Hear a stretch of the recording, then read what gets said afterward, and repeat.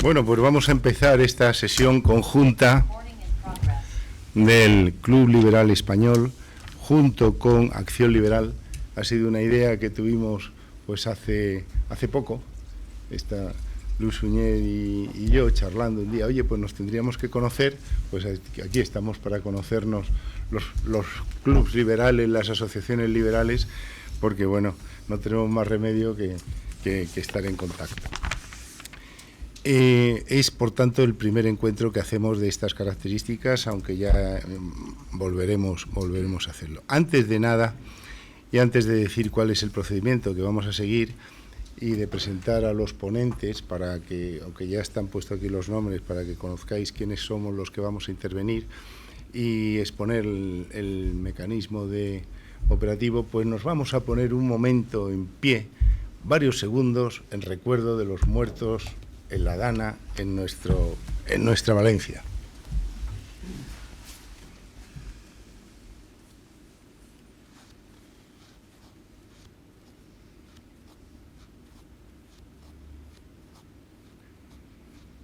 Bueno, pues muchas gracias. Ya hemos hecho un pequeño recuerdo por los muertos y por los vivos que tanto están sufriendo. Vamos a intervenir en esta sesión cuatro ponentes que vamos a hablar 7-8 minutos cada uno para plantear las ideas que se nos ocurran. Luego vamos a charlar entre nosotros y aquellas personas que a continuación que quieran participar en el coloquio. De eso se trata, de charlar y de ver cómo está la situación, como me parece que hemos puesto como título de la reunión, la situación política en España y de los problemas de nuestra democracia y del Estado de Derecho. El orden no lo hemos definido, pero como yo sé lo que vamos a hablar cada uno de nosotros, me parece que el orden tiene que ser el siguiente. Como mi idea es hablar del concepto de la libertad, de la limitación del poder y de la Constitución y de los problemas del cumplimiento de la ley, a lo mejor debería de empezar yo. Luego Tacho, que va a hablar de otro tema jurídico sobre limitación de poder. Luego me parece que tú deberías intervenir, ¿no? Porque ¿cómo pones tu título a la intervención que quieres hacer? Yo voy a hablar, lo mío es la economía, ya lo sabes, los números, así que hablaremos de la situación económica. Situación económica en España y finalmente, Alberto, tú de la situación económica comparada en... Bueno, de las democracias liberales con respecto a España, con respecto al... Entonces, ¿os parece bien que sigamos este orden, no? Entonces, los ponentes, pues ya nos conocéis, me parece todos, dos economistas y dos juristas. Los juristas vamos a empezar y luego le damos la alternativa a los economistas. Tacho Nebreda ha sido secretario general de nuestro Club Liberal Español, es abogado y durante mucho tiempo ha sido nuestro secretario. Daniel Rodríguez, que es economista y viceconsejero de Economía de la Comunidad Autónoma de Madrid, y es un hombre, pues, como ha dicho, pues lo que suyo son los números y la economía. Alberto Pérez Boix es economista soy administrador de fincas y ya nos ha dicho lo que va a hablar, y es vicepresidente de Acción Liberal, y yo soy el presidente del Club Liberal Español, y ya sabéis que soy un jurista notario. Bueno, pues empezamos con la Dana. Después de la Dana seguimos con la Dana, porque la verdad es que es terrible lo que ha ocurrido con la Dana, entre otras cosas por la incompetencia del Gobierno. Yo no voy a hablar de la Generalitat Valenciana, yo voy a hablar del Gobierno, pues porque tienen unas competencias directas e inmediatas atribuidas por la ley y simplemente pues no ha hecho nada por tacticismo político desde mi punto de vista y para hundir al presidente de la Generalitat. Bueno, pues dicho esto, pues voy a decir lo que yo quiero decir, lo voy a decir y voy a resumir lo que he dicho dentro. Voy a poner, queremos hablar 7-8 minutos cada uno, menos Tacho, que ha pedido 10 minutos, Y entonces, pues, y se lo hemos concedido porque para eso somos liberales comprensivos, La libertad. Nosotros, ¿por qué somos liberales? ¿Por qué sentimos la libertad? Porque sentimos la libertad como algo, una manifestación interna y luego que la queremos... Ah, pues sí. Muchas gracias por advertirme, porque así ya podéis oír mejor. ¿Por qué somos liberales? Porque sentimos la libertad, no solo como un sentimiento, sino que lo queremos vivir en libertad. Como decía Popper, queremos vivir en una sociedad en libertad democrática. Aquella sociedad abierta no es una sociedad abierta para que venga todo el mundo, es la sociedad abierta, democrática y ordenada, según Popper. La libertad, para nosotros, para mí, hay otros que tienen otra teoría sobre la libertad, es un derecho natural igual a todos los seres humanos que facilita a cada uno de nosotros dignidad y un marco de derechos y de libertades y también de obligaciones, pues porque somos personas responsables que nos facilita la posibilidad de elegir y siempre bajo el principio de cumplimiento de la norma.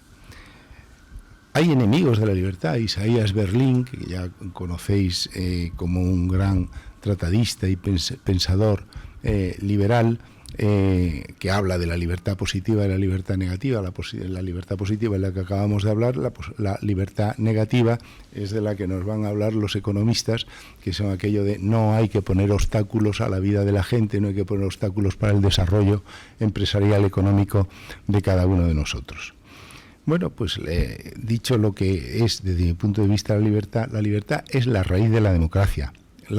¿Por qué tiene la libertad tantos enemigos?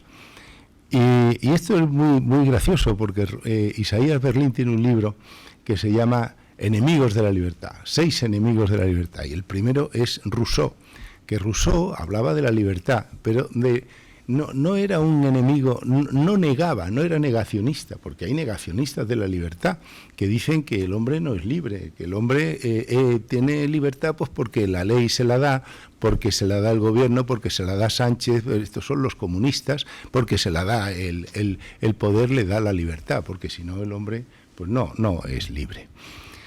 Isaías Berlin pone a caer de un burro a Rousseau y dice que Rousseau lo que mantenía era que el hombre es libre, pero que lo aporta a la sociedad para que lo cuiden, lo gestionen la vida desde la cuna hasta la muerte.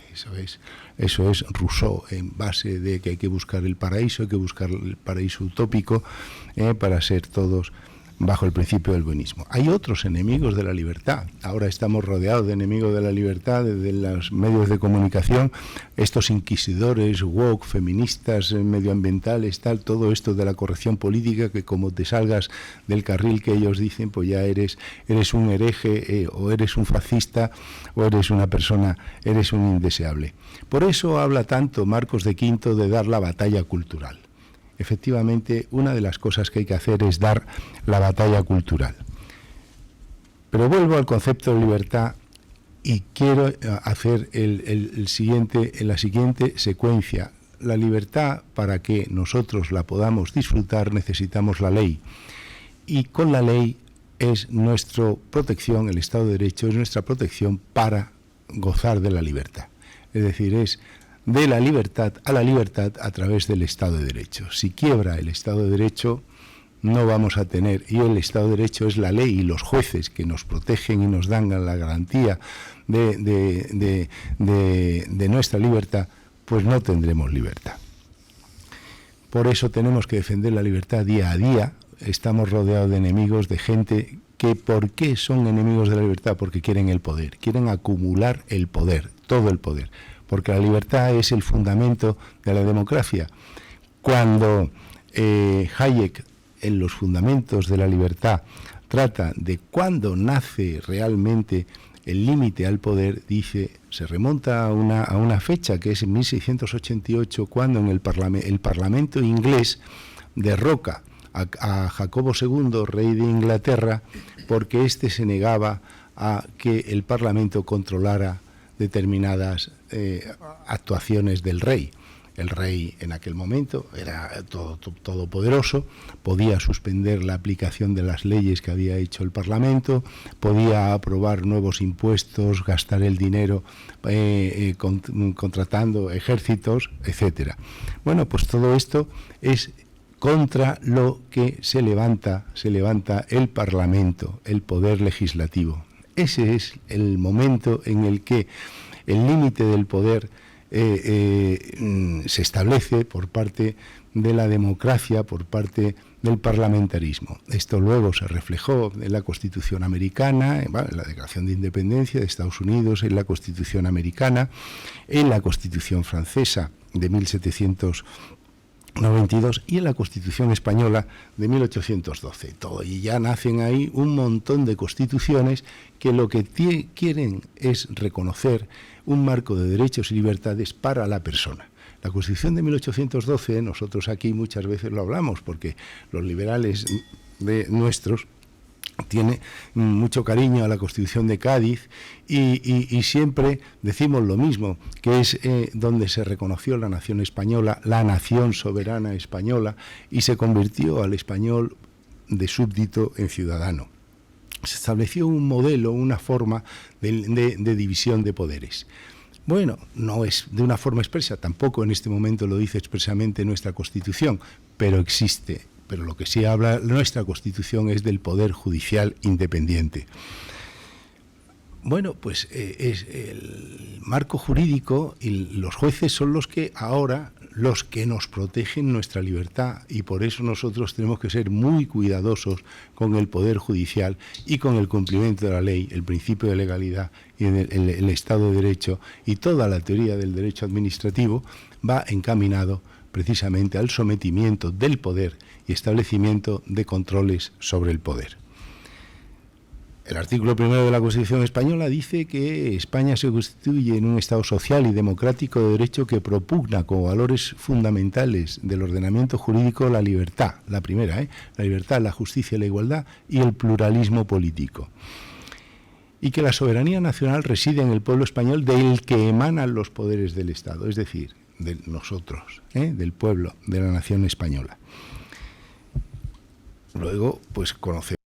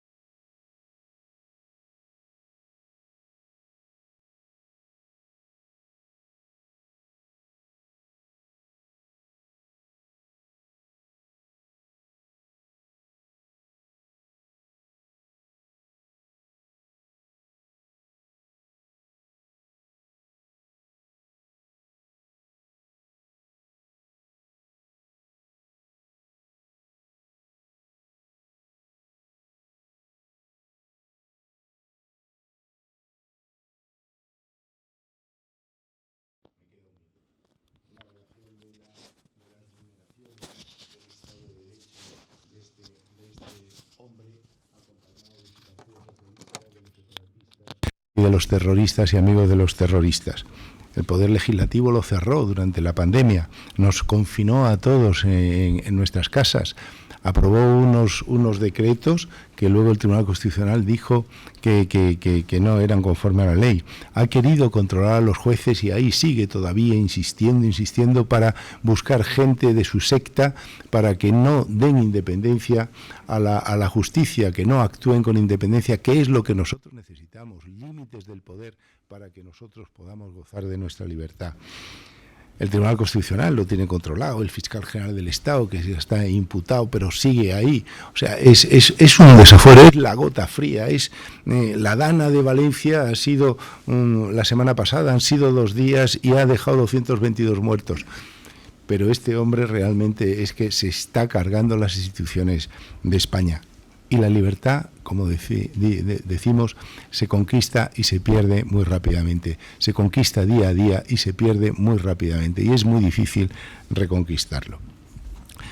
Por eso, ya para terminar, yo lo único que quiero decir es que la libertad para nosotros es un derecho natural, que la protección la alcanzamos a través de la ley y del Estado de Derecho, y que tenemos que defender la libertad y el Estado de Derecho, porque el Estado de Derecho, los jueces, en su aplicación, son los que nos dan esta garantía. ¿Que hacen falta más controles? Por supuesto, ahora Tacho nos hablará de más controles, pero desde luego aquí ni se cumple el régimen del portal de la transparencia, ni la transparencia en la celebración de los contratos. Por cierto, que ya que estamos aquí con economistas y seguro que saben de informática, sería muy interesante digitalizar todo lo que es la contratación pública desde el primer momento de la convocatoria hasta el último momento. Sería muy interesante. Y hombre, y los partidos políticos tienen que aprender y tienen que mamar lo que es la democracia. Desde luego Sánchez ya no aspiro a que aprenda nada, pero los partidos políticos sí, porque tienen una mayor protección en el tiempo y tienen que aprender lo que es la democracia, que es lo que estamos diciendo. Muchas gracias.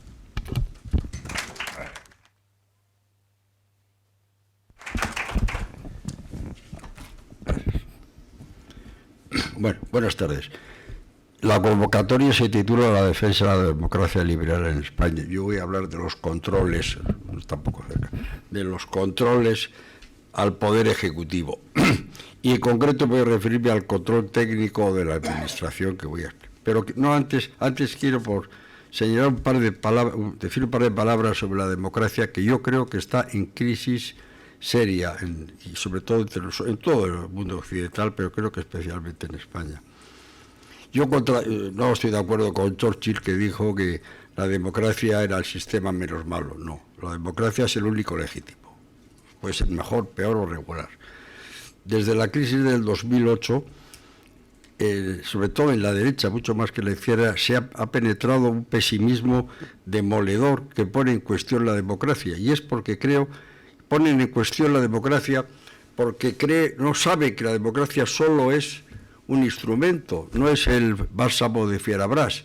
La democracia solo sirve para ordenar la gobernación, no resuelve nada. Si los gobernantes son malos, harán mal, y si los gobernantes son buenos, harán mejor.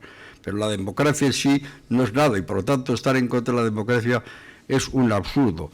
Y es malo regodearse en ese pesimismo y en el desprestigio de la democracia. Es permanente, no sé si lo notáis vosotros en la calle, pero yo lo noto muchas veces, ¿no?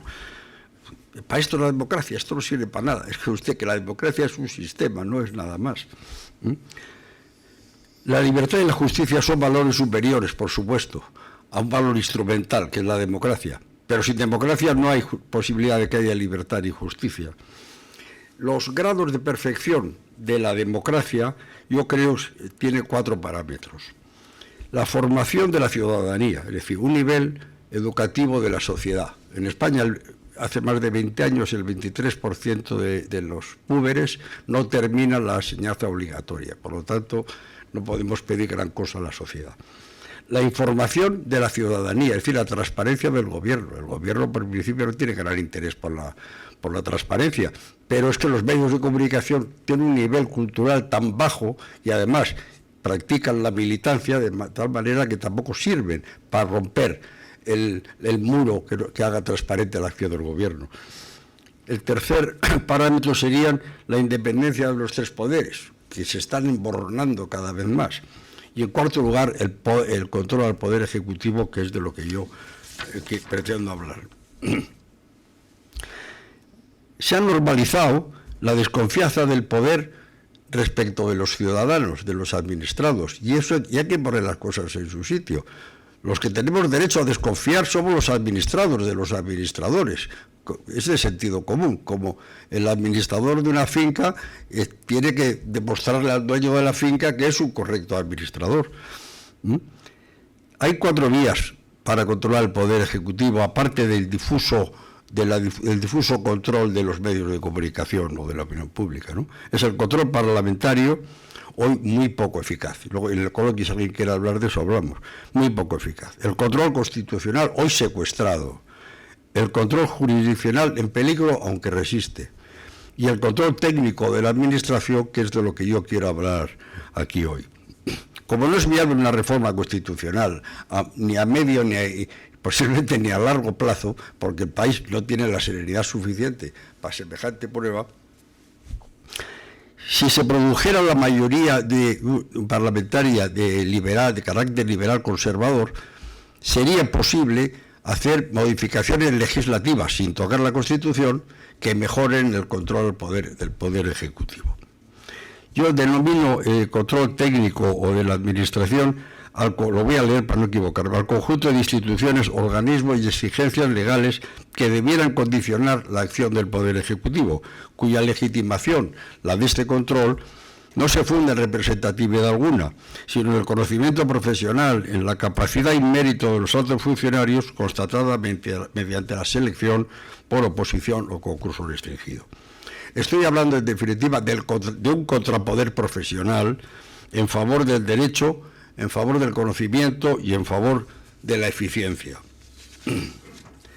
A mi juicio, este control técnico se puede llevar desde dos pilares, necesita dos pilares. Uno, el de los altos organismos del Estado, que voy a mencionar, y en segundo lugar, el del nivel directivo de las administraciones central y autonómica, como sus directores generales y subdirectores generales, y en los cuerpos nacionales de la administración local, secretarios, interventores y depositarios o tesoreros, si se llaman ahora, que son precisamente unos funcionarios que están repartidos por toda España y que están absolutamente indefensos frente a las fuerzas políticas localistas, y que necesitan suficiente coordinación y no digo nada en las regiones con nacionalistas, necesitan suficiente, por lo menos, unidad interna, unidad de criterio y, sobre todo, garantía de movilidad.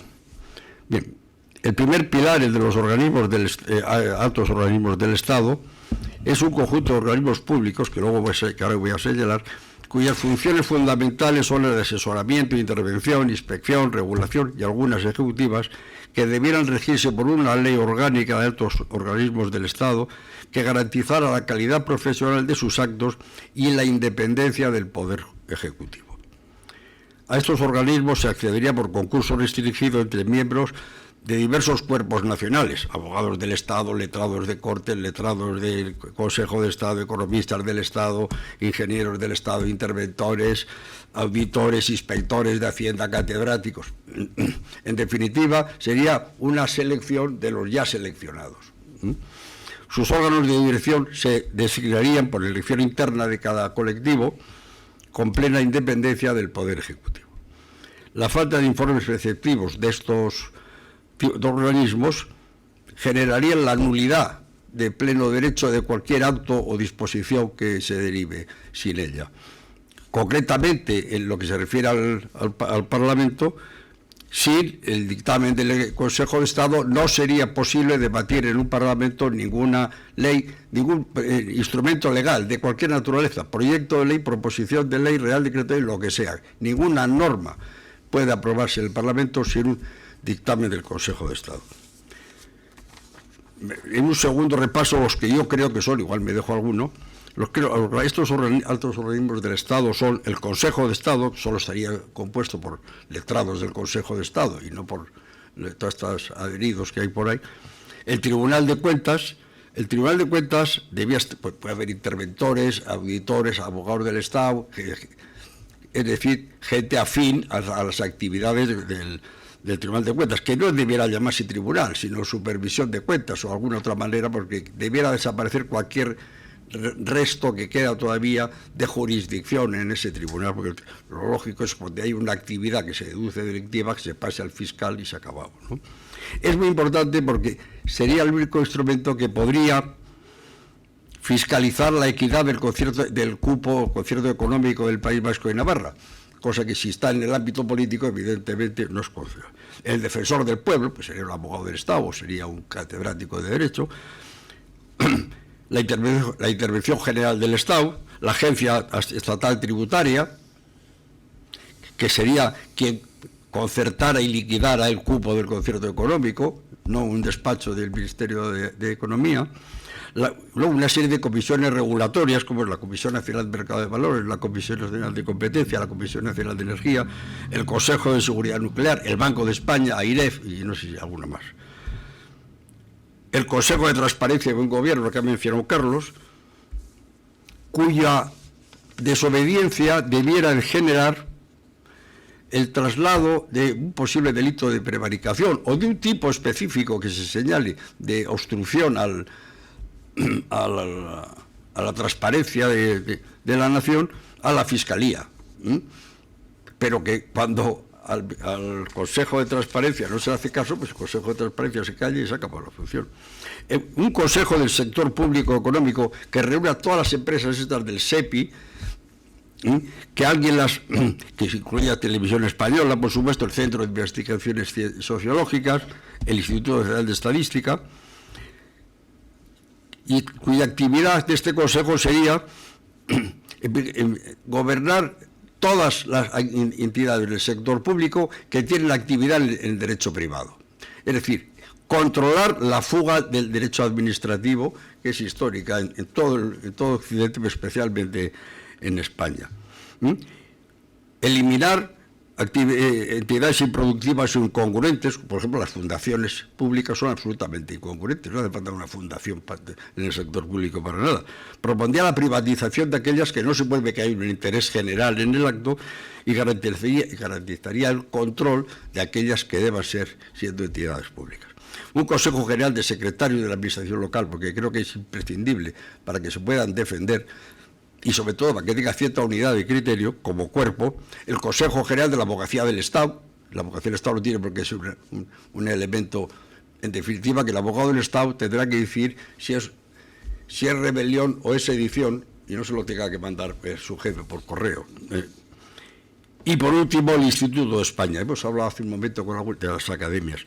Es fundamental que las reales academias tengan una actividad y funcionen realmente como asesores de las administraciones públicas. Por eso hay que darles, primero, la financiación adecuada, ¿no? Yo creo que el Instituto Cervantes, que es un nido de enchufados, debiera de ser un elemento del Instituto de España para que entraran quienes debieran de entrar, y posiblemente el Comité de Ética debiera depender de la Academia Nacional de Medicina. Bueno, quizás se pueda discutir que haya más, ¿no? Y por último, el segundo nivel, el segundo pilar del que he dicho, el nivel directivo ministerial, se trata de garantizar la profesionalidad, la neutralidad política y la estabilidad de los directores generales y subdirectores generales, ministerios y de consejerías de las autonomías, excepción, lógicamente, de algunas direcciones generales que se refieren a la seguridad y a la defensa nacional, ¿no? Ya existe una norma, pero que se incumple absoluta y radicalmente. Se trata de que un nombramiento que no cumpla la norma sea nulo de pleno derecho y, por lo tanto, no pueda tomar posesión, sencillamente, ¿no? Y sería utilizable para todos los funcionarios de la administración pública que hayan obtenido por oposición su condición superior, funcionarios de nivel superior que hayan contenido su posición. Y se exigiría, una especie de escuela superior de estudios administrativos que les dé un rango distinto, de tal manera que un director general de cualquier ministerio pueda hacer la advertencia de ilegalidad, como lo hace un secretario de ayuntamiento. Advertencia de ilegalidad, de discrepancia técnica y de inoportunidad. Si el político no atiende esa advertencia y no cumple, y se produce un daño al interés general, naturalmente al político que haya incumplido la advertencia del técnico se le podrá exigir responsabilidades, las que sean, ¿no? Por supuesto, si hay puestos inamovibles. Bueno, estos dos pilares yo creo que son necesarios. Es un control más efectivo, porque aporta no solo el principio de legalidad, sino el principio de conocimiento, porque vivimos en la clase política que tenemos, pues no digo que sean analfabetos, pero muchos no mugen por la forma de la boca. Si la tuvieran un poco más larga, mugirían la mayoría, ¿no? Y esto es todo lo que quería decir. No sé cómo me he pasado.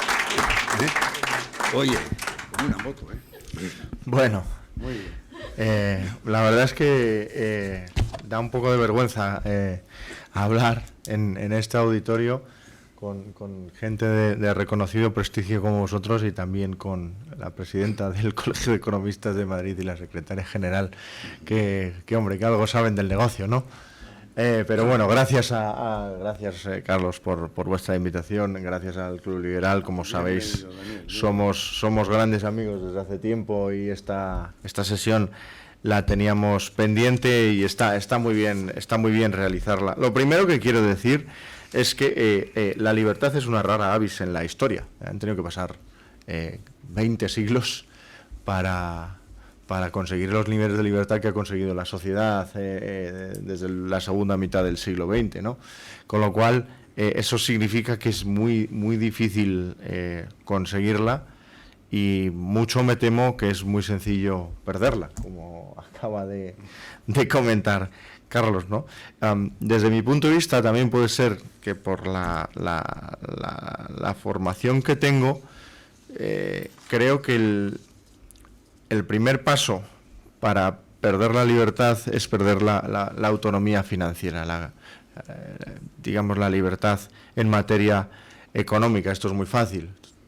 Todos vivimos con nuestros padres y nos queremos independizar. Lo primero que tenemos que tener es viruki. Si no hay viruki, no hay independencia, ¿no?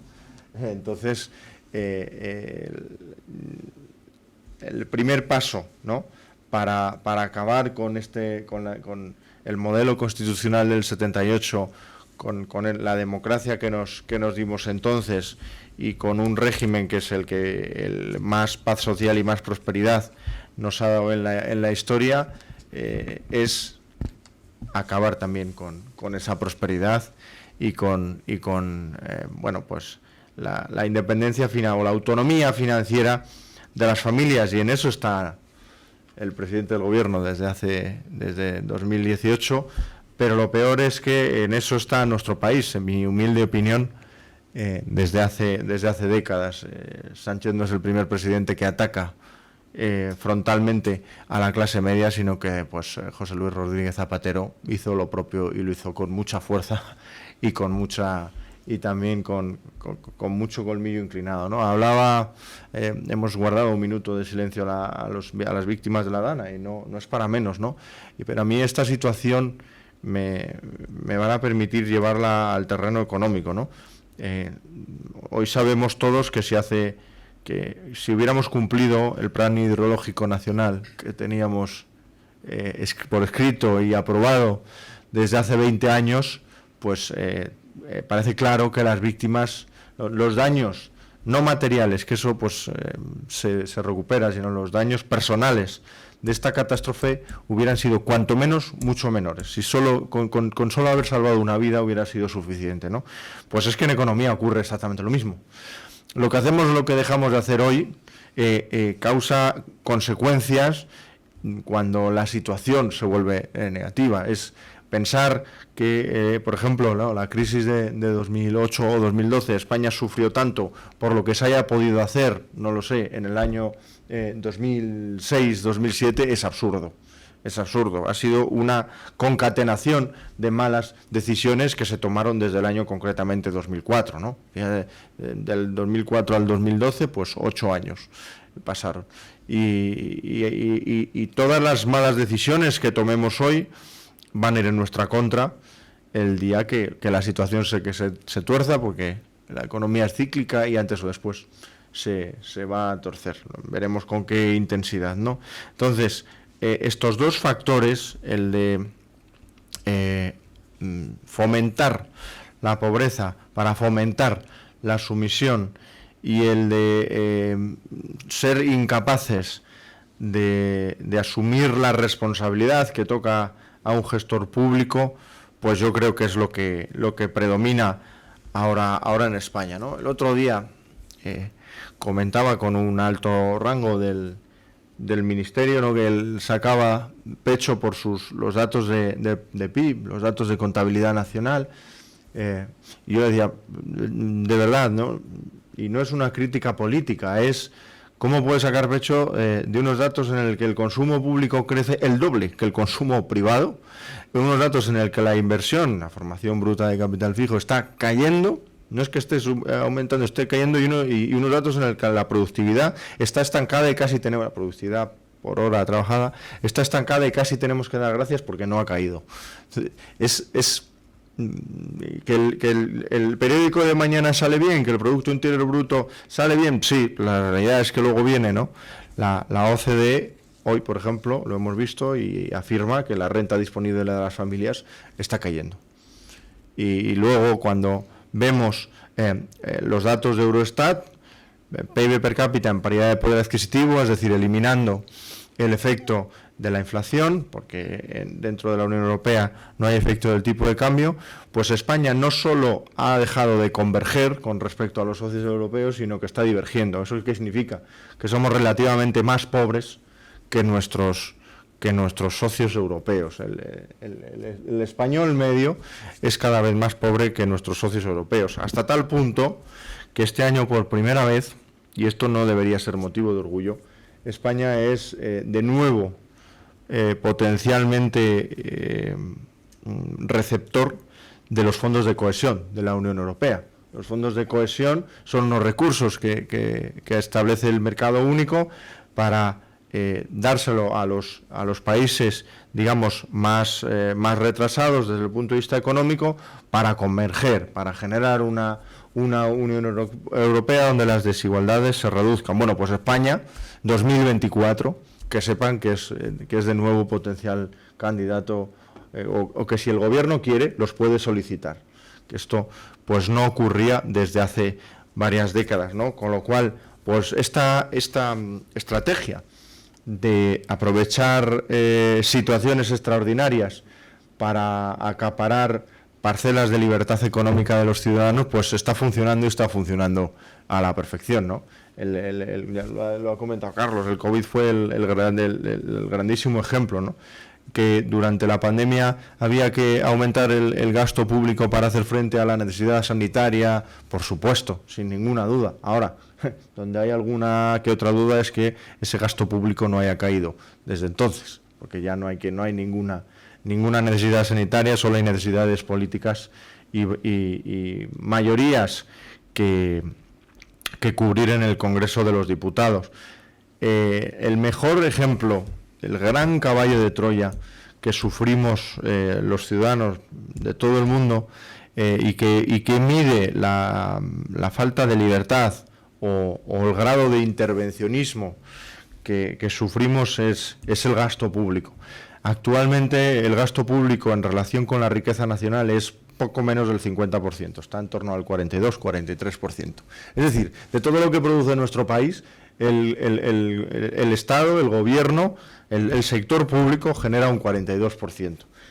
Si eso no es el famoso Leviatán, que venga Dios y lo vea, ¿no? Y eso lo que implica es que el 58% restante, que está dividido en todos los elementos del sector privado, pues se enfrenta a un mastodonte que al final se lo acaba comiendo, ¿no? De ahí que con un presidente como el actual, que como bien ha dicho Carlos, pretende acabar con la Constitución y con la democracia, pues esté actuando para acabar con cualquier contrapoder, también económico. Como ustedes saben, la Constitución establece la autonomía fiscal de las comunidades autónomas. Podemos estar más o menos de acuerdo en asuntos como que el País Vasco y Navarra tengan un régimen propio. No entro ahí. Digo que la Constitución queda establecido así y los que somos constitucionalistas aceptamos la Constitución de cabo a rabo. Cosa distinta es el cálculo del cupo, que ahí sí que deberíamos incidir, pero la aceptamos de cabo a rabo. Ahora bien, la Constitución establece una autonomía fiscal para las comunidades autónomas y tenemos un presidente del Gobierno que está absolutamente decidido a acabar también con ese contrapeso. Y esto es muy importante, porque si las comunidades autónomas de régimen común no tenemos capacidad normativa sobre la serie de impuestos que se derivan de la Constitución, significa que todo el poder recae sobre el Gobierno central, lo que viene siendo aceptar el socialismo sin haberlo votado. Si se establecen modelos de financiación autonómica al margen de la normativa, de la ley orgánica de la financiación de las comunidades autónomas, que es lo que está pasando ahora mismo con el cupo catalán, de facto se está haciendo un cambio constitucional por la puerta de atrás y sin tan siquiera votarlo. Y lo más importante, yo creo que esto es algo que no se está incidiendo lo suficiente. La famosa quita de deuda, los 15.000 millones de euros de la quita de deuda catalana, ¿no? Yo siempre pongo el mismo ejemplo. No sé si ustedes han visto al Congreso de Argentina aplaudir con fervor ante el enésimo impago de la deuda de Argentina hace no tantos años, hace como 5 años. Bien, Argentina, como saben, es el país más moroso del mundo y de la historia, y eso sencillamente era un impago más. La única diferencia es que el Congreso lo aprobó y además todo el mundo lo aplaudió y fue festivo nacional. Bien, a los 6 meses volvió a requerir un rescate del Fondo Monetario Internacional. ¿Qué quiero decir con esto? Nadie presta dinero a quien no paga las deudas. Nadie, ningún agente. Si cualquier comunidad autónoma impaga su deuda o acepta una quita de deuda, automáticamente sale de los mercados financieros. ¿Y qué significa eso? Que depende del gobierno central, del presidente del gobierno, para mantener sus servicios públicos. ¿Y qué significa eso? Que se acabó por completo el contrapoder político. Decía, la cuestión económica es condición necesaria pero no suficiente para la libertad, y este es un gran ejemplo. Si una comunidad autónoma necesita dinero del gobierno central, ¿qué va a hacer el gobierno central? Usted tiene 2 opciones: o no me critica y entonces veremos cuánto le doy dinero, y si se le ocurre criticarme, tenga por seguro que no va a recibir ni un euro. De ahí la importancia del modelo de financiación autonómica, y de ahí la importancia de tener algo objetivo y algo sobre lo que unas normas del juego que todos conozcamos y que sean transparentes. Y de ahí también la importancia, y permitirme insistir en esto, en que la quita de deuda no se produzca, porque puede ser absolutamente devastador para el Estado autonómico español. Nosotros en Acción Liberal, no sé si te acuerdas, Alberto, hicimos una charla con Julio Isamit, que fue exministro de Industria de Chile. Y él nos decía, el problema que hubo en Chile fue que cuando nos quisimos dar cuenta, no había ninguna institución a la que el ciudadano de a pie pudiera acudir. No había ningún contrapoder. Y eso, precisamente eso, es lo que tenemos que evitar en España. ¿Por qué? Y con esto ya acabo, que creo que me he pasado el tiempo. Porque el socialismo se encarga de hacer las cosas sin que se note mucho, ¿no? Esto de, bueno, te doy una paguita, no vas a ser rico, pero te salva la vida, tú te haces dependiente de esa paguita y ya con esa paguita pues cuidas muy bien de votar a quien tienes que votar, ¿no? Pues eso es lo que está haciendo. Los que somos economistas por aquí, Julián, seguro que estarás de acuerdo conmigo en que nunca antes en la historia el Instituto Nacional de Estadística había revisado tantas veces al alza el dato de Producto Interior Bruto y con tanta intensidad. Seguro que vosotras también lo veis, ¿no? Yo me he hecho un estudio, vamos, un breve estudio, hasta 2020 la mayor revisión al alza del Producto Interior Bruto fue en 2015 y fue de 4 décimas, y solo se hizo una. En 2021 la revisión fue de 2,2 puntos, y en 2022, es decir, 2 años después de la pandemia, porque todos podemos entender que la pandemia produjo una serie de fluctuaciones que se nos escaparon, pero en 2022 se han hecho 3 revisiones al alza del Producto Interior Bruto por valor de 1,2 puntos porcentuales. Y ahora, cada vez que el Instituto Nacional de Estadística lanza una nueva bien estimación o dato final, resulta que mueven los datos bien del año pasado, bien de este año, ¿dónde está la bolita?, para que el periódico de mañana salga bien el PIB, ¿no?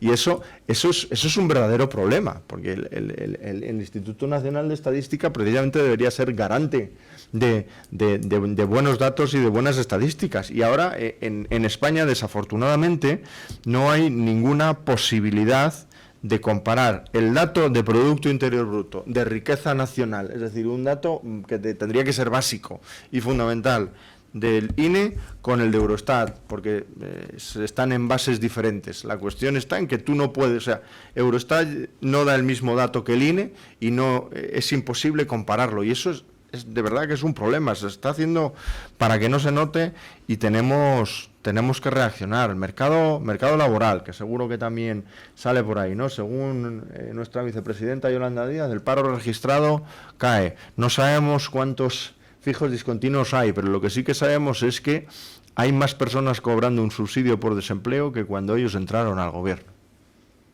Con más de 500.000 de parados menos y más personas cobrando subsidios por desempleo.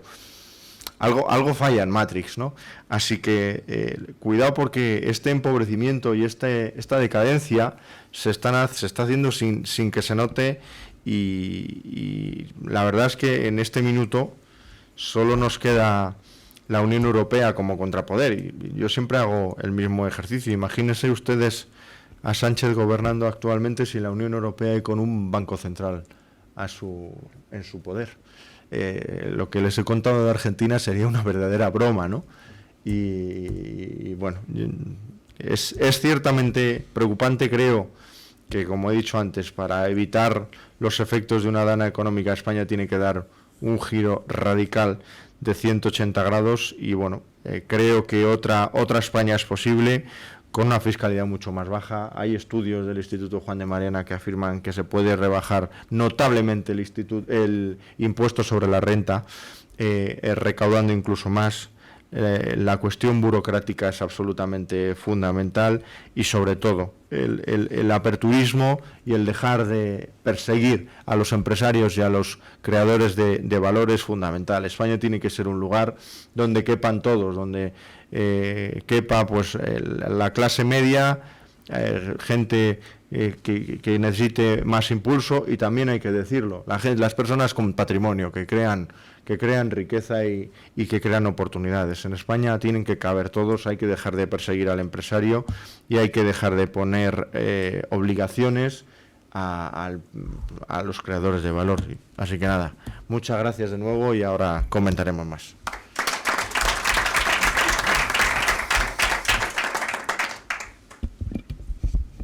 Bueno, muy buenas tardes. En primer lugar, pues yo también quiero sumarme al agradecimiento de Daniel por invitarnos a este evento en este fantástico lugar, el Hotel Wellington. Y bueno, pues muchas gracias, Carlos, muchas gracias el Club Liberal. Somos liberales, cada uno podrá tener una tendencia más libertaria o más conservadora, pero al final aquí cabemos todos, ¿no? Y todos aquellos que defienden la libertad, pues creo que debemos estar unidos. Y aquí estamos, unidos en este momento. Bueno, cuando hablamos de la defensa de la democracia liberal en España, yo creo que debemos de saber dónde estamos y hacia dónde nos dirigimos. Y para ello también es muy importante hacer una comparativa, para saber dónde estamos sobre todo, con el resto de países con democracias liberales, con este régimen de democracia liberal que debemos tener en España. Algunos posiblemente dicen que no. Yo creo que la Constitución nos ha dado esas libertades, pero no siempre están donde a nosotros nos gustaría estar. Sobre esto voy a basar mi corta intervención, voy a intentar no excederme de 8 minutos. Vamos a poner 8 minutos, Carlos. Bueno, aquí se ha definido democracia y libertad. Yo intento definir democracia liberal como el sistema democrático representativo basado en los principios liberales, donde representan distintas características. El primero, la libertad. La libertad es uno de los valores, lo ha dicho Carlos anteriormente, de la democracia liberal. La libertad es la capacidad de los individuos para actuar según su propio juicio y sin la interferencia del Estado o de otras autoridades, siempre que no condicione el proyecto de vida del resto de individuos. Mucho cuidado con esto. Cuidado, mi libertad no puede cercenar la de cualquier otro. Soberanía popular. En la democracia liberal el poder político reside en el pueblo. que ejerce su autoridad a través de elecciones libres y regulares. En este sentido, Tocqueville destacaba la importancia de la participación ciudadana en una sociedad democrática. Separación de poderes, también lo ha mencionado Tacho. La democracia liberal se caracteriza por una separación de poderes clara y definida, en la que el poder legislativo, el poder ejecutivo y el poder judicial tienen funciones y responsabilidades claramente delimitadas. El Estado de Derecho. El Estado de Derecho está sujeto al imperio de la ley y a las decisiones de los tribunales que son vinculantes en un Estado de Derecho. Pluralismo, para terminar. La democracia liberal reconoce la existencia de múltiples intereses y grupos dentro de una sociedad. Nosotros somos un grupo que tenemos unos intereses, los liberales me refiero en general. Tan solo analizando estas características podemos valorar si España las cumple. En mi opinión, España es una democracia liberal. De momento, o todavía, pero no cumple todas estas características de las que yo acabo de citar. Si entramos de lleno en el análisis de nuestro entorno, veremos las siguientes características en los países con democracias liberales. Según el Índice Mundial de Estado de Derecho, elaborado por la organización World Justice Project, los países nórdicos encabezan la lista de 139 países analizados. Dinamarca, Noruega, Finlandia y Suecia cuentan con firmes adherencias al Estado de Derecho, un robusto sistema legal y una independencia judicial plena y real, no como ocurre en España. Esto recae directamente en las libertades de los ciudadanos, por transparencia, firmeza legislativa y genera una verdadera igualdad de ciudadanos ante la ley, que es la única igualdad que, en mi opinión, debe existir, la igualdad ante la ley. No hombres y mujeres, hombres miopes y hombres no miopes, no. La única igualdad que debe existir es la igualdad ante la ley. Además, la corrupción en estos países es casi inexistente, lo que evidencia que si un Estado de Derecho es robusto, pocos o muy pocos se lo saltan, más allá de la propia cultura de cada país. En estos países no existe el concepto inmunidad parlamentaria. En España estamos hartos de escuchar ese concepto inmunidad parlamentaria, pues en estos países prácticamente no existe ese concepto. Si hablamos de libertad humana, el Instituto Cato también nos ha trasladado un análisis pormenorizado donde encontramos a Suiza, Nueva Zelanda, Dinamarca e Irlanda en la cabeza de este índice. Estos países evidencian que la libertad del ser humano conlleva necesariamente la libertad económica.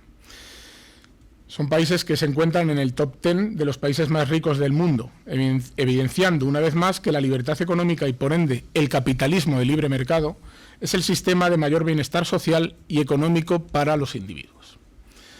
Y aquí me van a permitir que cite al economista de la Escuela Económica de Chicago, el gran Milton Friedman: no hay libertad individual a menos que haya libertad económica. En estos países existe la mayor facilidad para hacer negocios del mundo. El gasto del gobierno es de los más reducidos que existen y las duplicidades en la administración pública son inexistentes. No se puede ver en España esta última frase que he dicho, ¿verdad? Como dato curioso les diré que el Parlamento de Suecia tan solo tiene 3 coches oficiales. 1 para el presidente y 2 para los 2 vicepresidentes. Y cuentan con una férrea limitación en su uso. ¿Han intentado alguno de ustedes crear una empresa? Seguro que sí. Es costoso, ¿eh? En este país es costoso. No digo más la vida de la empresa y todo el sometimiento que el Estado hace a los empresarios, no solo vía impuestos, sino vía mucha legislación y muchas prohibiciones municipales, autonómicas y nacionales a las que están sometidas todas nuestras empresas. Mi padre, también un empresario, ahora ya jubilado, siempre me ha dicho: España es un país donde los derechos son tan solo para los empleados, pero no a costa del Estado, sino del empresario. Y en mi opinión no le falta razón, por allí también me la dan. En los países mencionados la propiedad privada es sagrada, algo que no se ha mencionado todavía aquí, lo importante que es la propiedad privada para garantizar nuestras libertades. En España, en nuestra Carta Magna contamos con varios artículos que hacen referencia a la propiedad privada. El 18.2 habla de la inviolabilidad del domicilio, pero por desgracia o mala interpretación en las sedes judiciales, esto no está surtiendo efecto, porque en España es un país para personas que quieren ocupar, para ocupas. Y esto lo podemos ver en las cifras de ocupación, porque ningún país en toda Europa tiene las cifras que tiene nuestro país de ocupación. Perdonad. Después tenemos el artículo 33 de la Constitución, que dice textualmente: se reconoce el derecho a la propiedad privada, pero en el punto 3 dice: nadie podrá ser privado de sus bienes y derechos, sino por causa justificada de utilidad pública o interés social. ¿Qué ocurre? Que esa utilidad pública o interés social la dice un burócrata desde su sillón gubernamental, y quizá para los que estamos aquí presentes es algo de interés público, para él no lo sea. Y para lo que él pudiera ser interés público, para nosotros no lo pudiera ser. Por lo tanto, es ilegítimo, en mi opinión, y un ataque incluso contra la propiedad privada. Ya termino. Si hablamos de libertad humana, no solo hablamos de libertad económica, sino de libertad de culto, de libertad de circulación o de libertad de expresión. En España hemos tenido la libertad de circulación coartada durante muchos meses. Luego, posteriormente, ya todo lo pasado, hemos visto que las instituciones judiciales lo han declarado inconstitucional. Y si hablamos de soberanía popular, el país referente es Suiza. En Suiza, los individuos tienen la última palabra. En Suiza, las grandes leyes y las modificaciones constitucionales se someten a referéndum. Desde 1848, que es el año fundacional del Estado federal suizo, se han votado 200 referéndums. 200. Y en 3/4 partes pues lo han sacado adelante, pero lo han votado los ciudadanos, no los gobiernos. De esta manera, esto sí que es un contrapoder real, porque cuando uno mete la papeleta en la urna, en muchas ocasiones nos pasa, a todos nos ha pasado, estoy seguro, también a los presentes en esta sala, que el partido que gobierna, si le hemos dado su apoyo, no hace lo que nosotros queríamos que hiciera o lo que nos ha prometido. Y esto es muy habitual en este país. Parece ser que forma parte de la cultura política. Pero en Suiza, en cambio, estas grandes leyes las tienen que votar también en referéndum los ciudadanos. Por lo tanto, es la mejor manera de controlar al gobierno. Antes Tacho también hacía referencia sobre el control gubernamental. Y esto es muy importante, en mi opinión, en este país, cómo trabajan el sometimiento del gobierno. Para finalizar, yo les voy a dar mi opinión particular. España y parte de Europa se encamina a una destrucción de nuestro sistema de libertades, habiendo sido engañados por la socialdemocracia. La socialdemocracia es eso que nos venden como algo muy bello, lo revisten de feminismo, de conservación del medio ambiente, para luego aplicar leyes como está ocurriendo en España, que no permiten la limpieza de los ríos, y luego nos pasa lo que pasa, por ejemplo, lo que acabamos de ver hace un par de semanas en Valencia.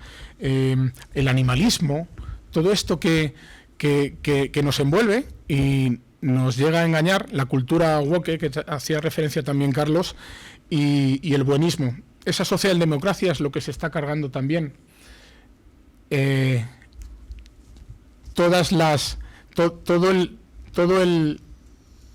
los valores y principios cristianos de Europa, porque ya no se ven esos valores que del nacimiento de Europa ya hace muchos años, de este continente, del viejo continente. Los valores cristianos están desapareciendo.